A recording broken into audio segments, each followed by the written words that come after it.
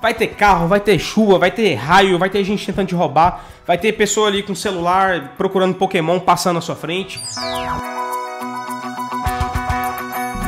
Depois de liderar mais de 300 pessoas em 30 países diferentes, incluindo programadores, analistas e cientistas de dados, eu tive a oportunidade de aprender alguns pontos que me ajudaram a ser mais eficiente e fazer com que o trabalho de outras pessoas também se tornasse mais eficiente. Eu assumo que, apesar de ter aprendido a programar anteriormente em C, C++, MATLAB, Java e Assembly, acredite se quiser, eu aprendi Assembly, que é a linguagem de mais baixo nível que existe, ou seja, que mais se aproxima da linguagem de máquina, ou 1 e 0. E para que me serviu?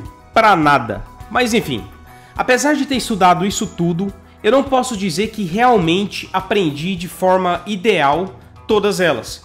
Foi só depois de começar a trabalhar com dados e fazer parte da equipe de operações da Uber que eu comecei a realmente aprender sobre programação de uma forma que eu deveria ter aprendido antes, ou seja, com mais propósito. E foi a partir daí que inicialmente SQL e depois Python e JavaScript passaram a fazer parte do meu dia a dia. Então hoje eu posso te afirmar que eu perdi anos da minha vida aprendendo programação da forma errada. Eu não posso voltar no tempo, mas você pode aprender com os meus erros. Então nesse vídeo eu vou te contar o passo a passo que eu seguiria para aprender a programar se eu tivesse uma máquina do tempo. E antes de irmos para esse passo a passo, como você já percebeu, a cada vídeo você aprende algo novo aqui. Então não perca tempo e se inscreva no canal, porque talvez esse vídeo ou o próximo vai te ajudar a passar em uma entrevista, a dar um salto mais alto na sua carreira, ou fazer com que você se torne um profissional cada vez com mais pensamento analítico, que é a intenção desse canal. Então vamos lá, aprender a programar demanda muito menos tempo que você imagina.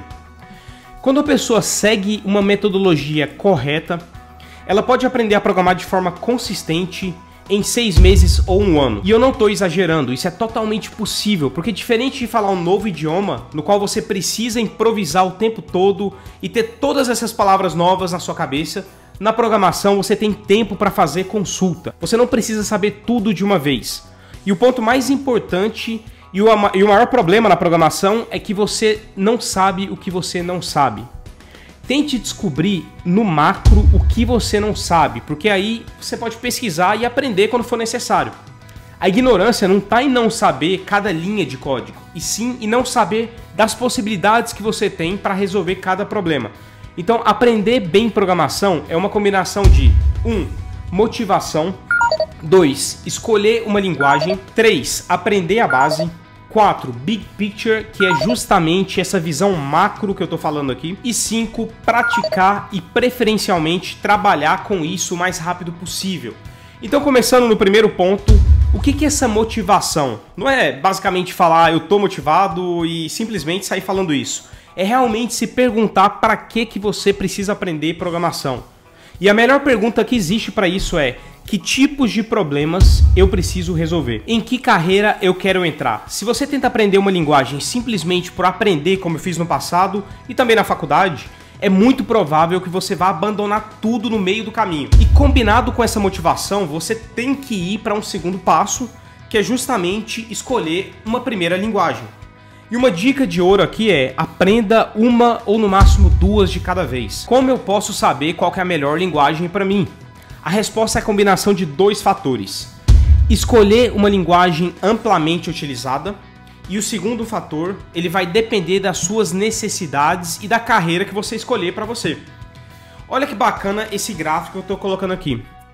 Aqui você pode ver o número de vezes que cada linguagem de programação é listada como requisito de uma vaga. Então, por exemplo, repare como que para um Data Scientist, Python, SQL e R são as mais buscadas. Então agora você já escolheu a linguagem e já pode ir para o terceiro passo, que é aprender a base.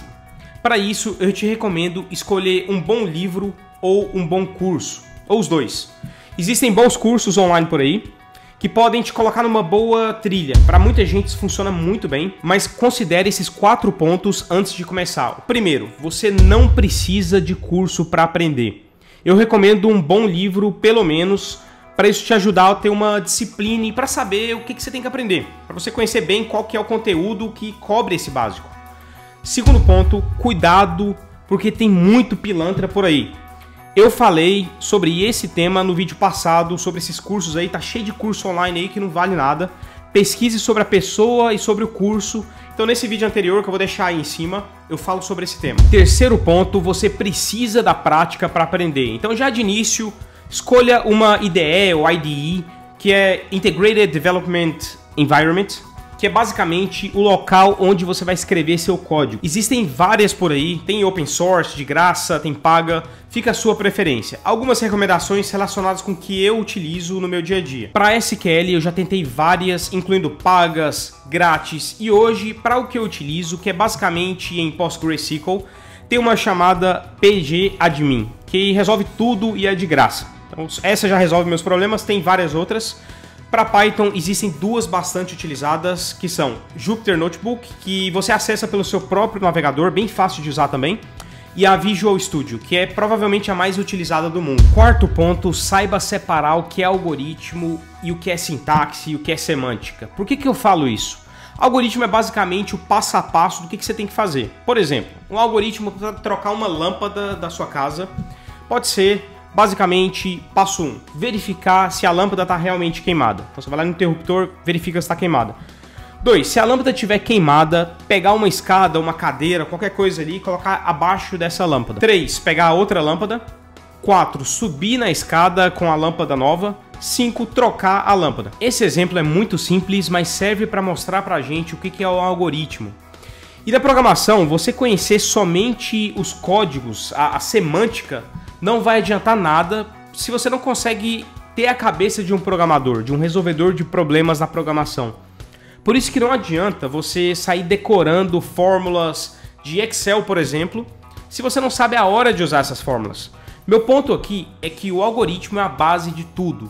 E para linguagem orientada a objetos, por exemplo, como o Python, é muito parecido. Se você aprende algoritmo de Python para aprender uma outra linguagem orientada a objetos, como Java, vai ser mais simples. E se você tem essa boa base na cabeça, fica muito mais fácil você fazer uma pesquisa de um determinado problema que você esteja enfrentando. Você vai saber já a lógica, você procura ali as funções, os métodos. E, por exemplo, existem vários métodos que estão online e basta você copiar e colar. Isso não é errado, acaba sendo o dia a dia de um programador.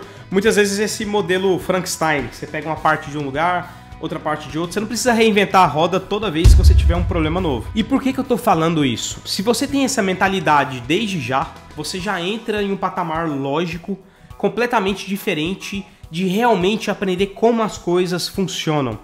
E não vira um escravo de ter que memorizar funções ou métodos, e aí eu vejo muita gente fazendo cursos e cursos, memorizando tudo, passam, sei lá, 2, 3 meses, a pessoa já esqueceu tudo que ela aprendeu, porque ela não aprendeu o raciocínio que ela tem que ter, a lógica da programação que ela tem que ter, porque ela não enfrentou problemas o bastante para aprender sobre isso, para realmente colocar isso no cérebro. Essa lógica me ajuda para esse determinado tipo de problema. Então não entre em desespero se você vê muita coisa complicada por aí e não entender nada.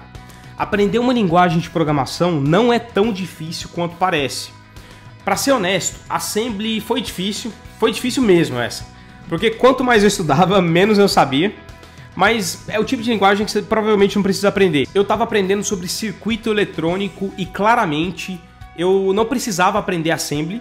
Só a galera que produz chip e aí nessas indústrias de hardware que precisam aprender isso. É uma linguagem muito mais baixo nível, mais parecida com 1 e 0.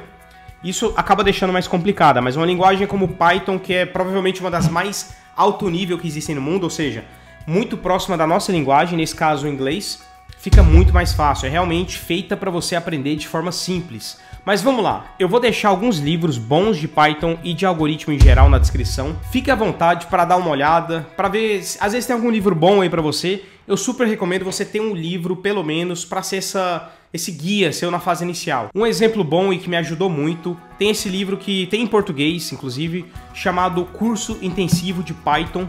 Eu tenho e recomendo. Ele é relativamente direto e fácil de entender comparado com alguns outros que eu já vi por aí. Automaticamente, o Big Picture, que é o passo 4, vai vir de forma natural. Você só tem que repetir essa frase constantemente na sua cabeça. O ponto mais importante é eu saber o que eu não sei. Lembre-se dessa frase. Passo 5, prática. Como resolver isso? Arruma um emprego. Tô falando sério. Não existe outro jeito. Vai existir um curso que vai ser mais prático, vai ser melhor, vai ensinar de uma forma mais dinâmica, com menos teoria. Mas no fim das contas, você precisa começar a trabalhar para realmente aprender a resolver problemas reais. Entre os cursos que podem dar uma boa base nesse sentido, tem esse da Google que eu sempre falo aqui, tem outros que vocês recomendam bastante aqui também, tem muito curso bom, isso é verdade. Eu sei que isso vai te dar uma base muito boa, mas é que nem você treinar em um jogo de Fórmula 1, ficar ali anos nesse simulador, e pensar que na hora que você começar a correr de verdade, num carro de verdade, vai ser a mesma coisa. Não é a mesma coisa, você sabe disso. É verdade que ajuda, mas a prática em uma empresa real, com problemas reais, pessoas reais, vai te fazer trabalhar com outras condições. São justamente as condições reais do mundo que você precisa aprender. É que nem andar de bicicleta dessas indoor, essas de academia, versus andar de bicicleta de verdade. Vai ter carro, vai ter chuva, vai ter raio, vai ter gente tentando te roubar, vai ter pessoa ali com celular procurando Pokémon passando à sua frente, vai ter um monte de coisa que não tem ali na academia.